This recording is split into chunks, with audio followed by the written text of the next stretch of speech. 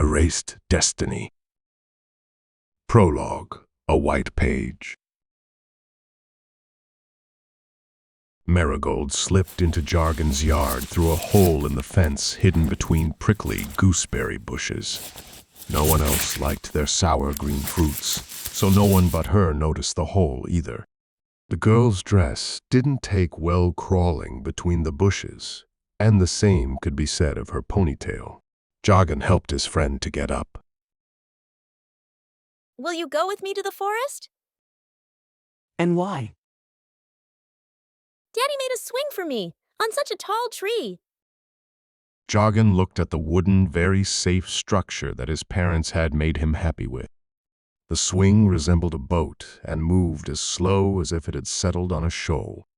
Joanna happened to fall asleep on it when she was demonstrating to her son the delights of swinging on a warm afternoon.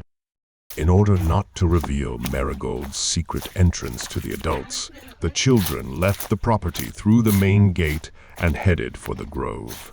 Close to Merigold's house grew a very old apple tree, and it was on this tree that Raglan mounted the board.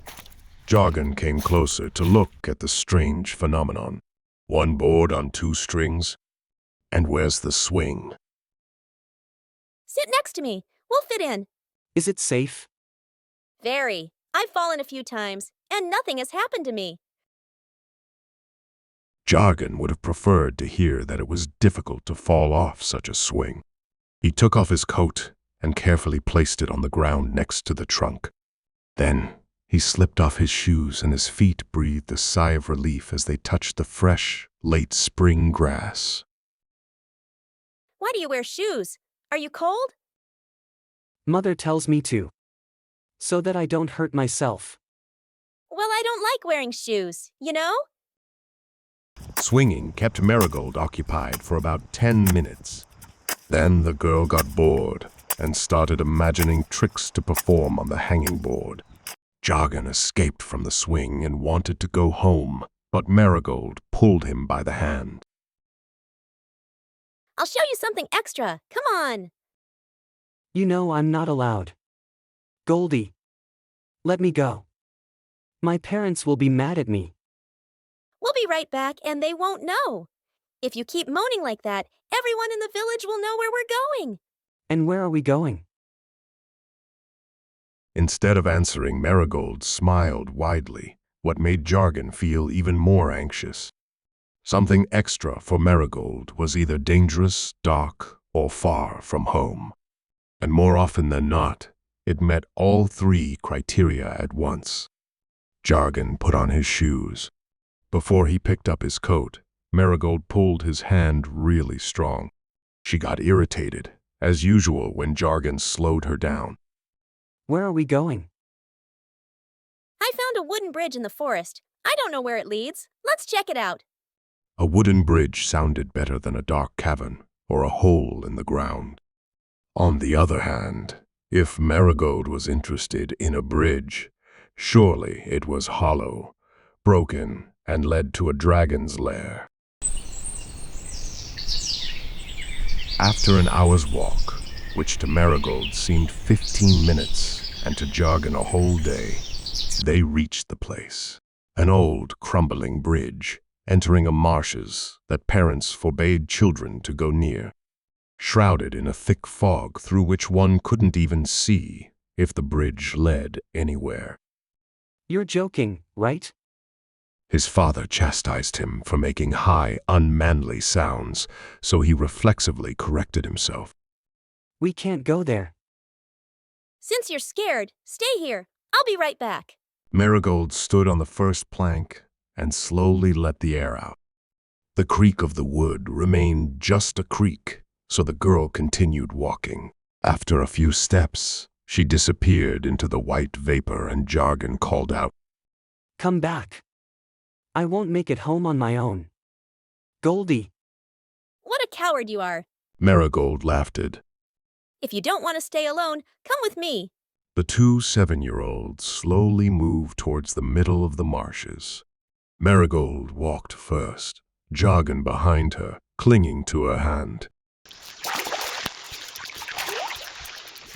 What's that splash? A fish jumped out of the water. I heard that there is a hut at the end of the bridge, and in that hut lives an old witch. The witch. Now you're telling me this.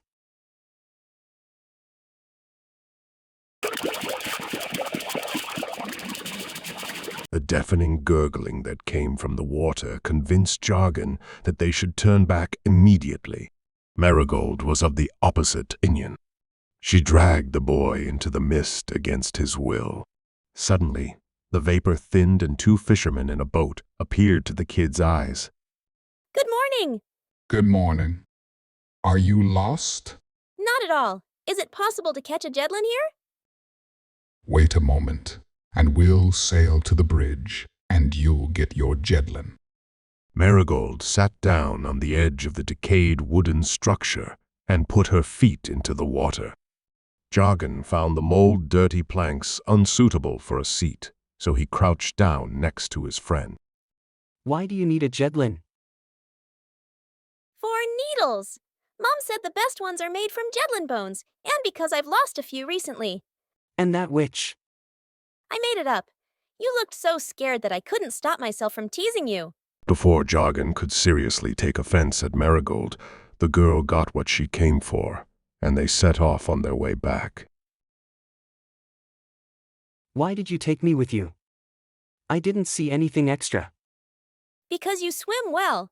You would have pulled me out if I fell into the water. If the bridge collapsed. There was a dinner waiting for Merigold at home and her father, who quickly gutted the fish. He threw it in the pot and put the long bones away to dry. Jargon couldn't find his coat under the tree, so, to avoid scolding, he tried to snuck into the house, but he has failed. Joanna hasn't noticed lack of the coat.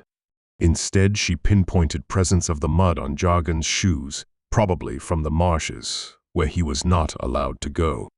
What is more, Jargon disappeared for as long as 4 hours. And the worst, he roamed in the woods in the company of the unpredictable Merigold.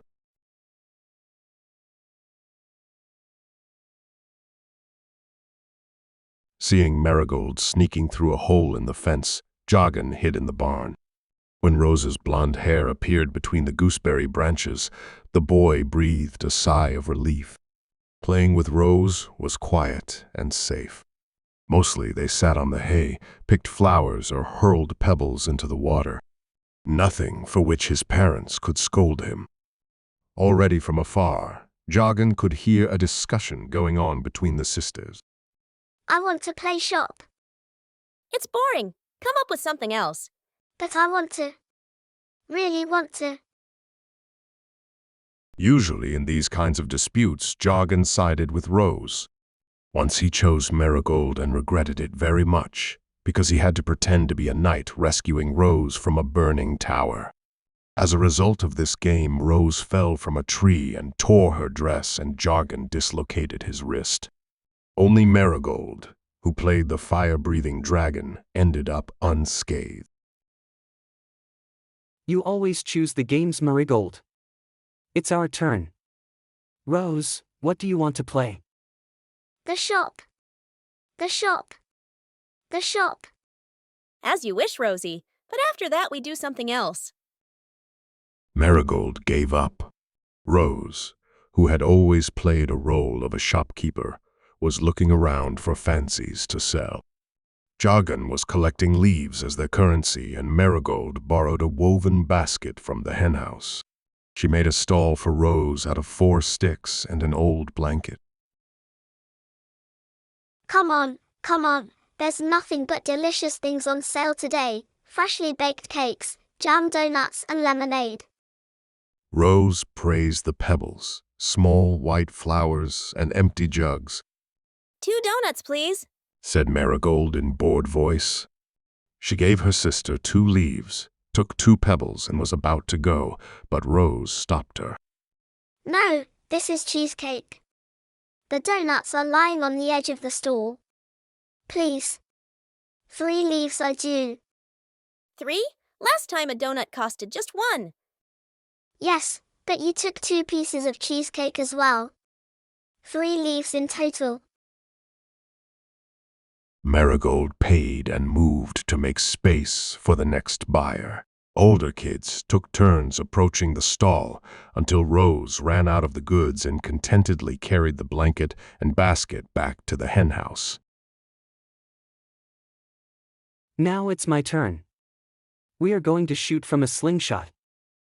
This is not a game for girls. I will count your hits.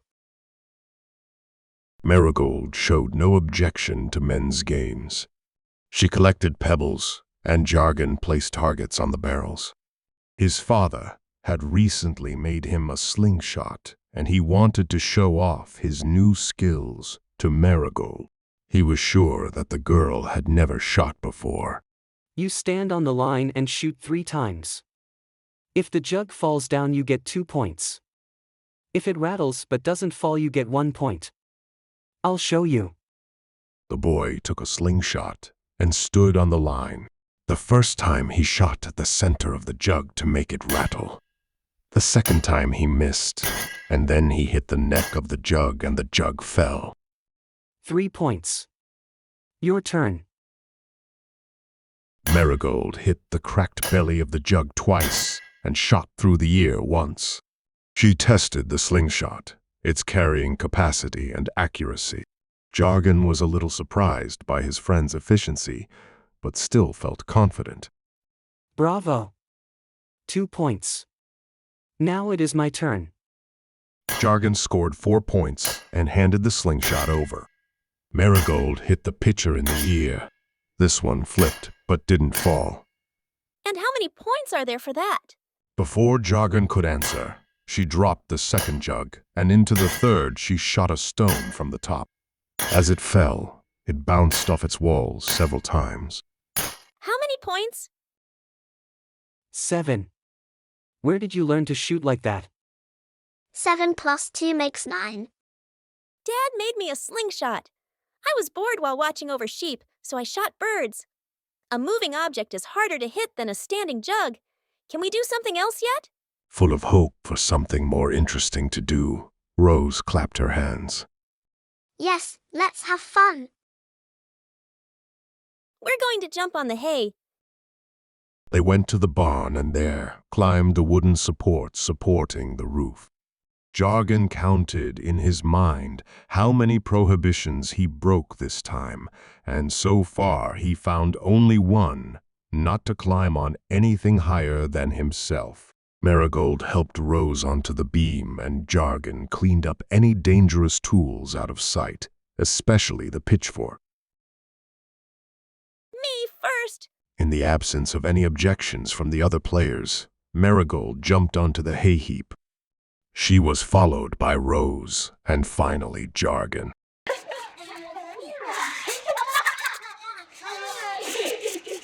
The merry laughter coming from the barn caught the interest of Cyril, who was passing by.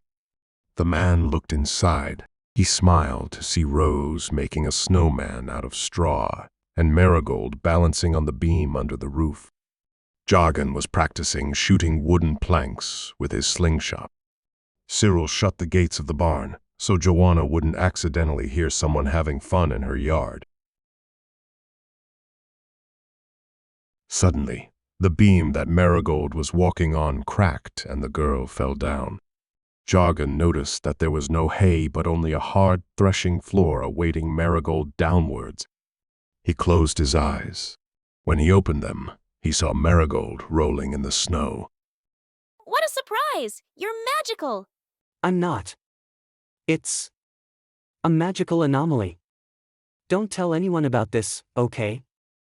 I'd like to cast spells too. How did you do it? I didn't do anything. It just happened by itself. Sometimes it happens when I get upset or scared. Help me sweep the snow before the hay gets wet.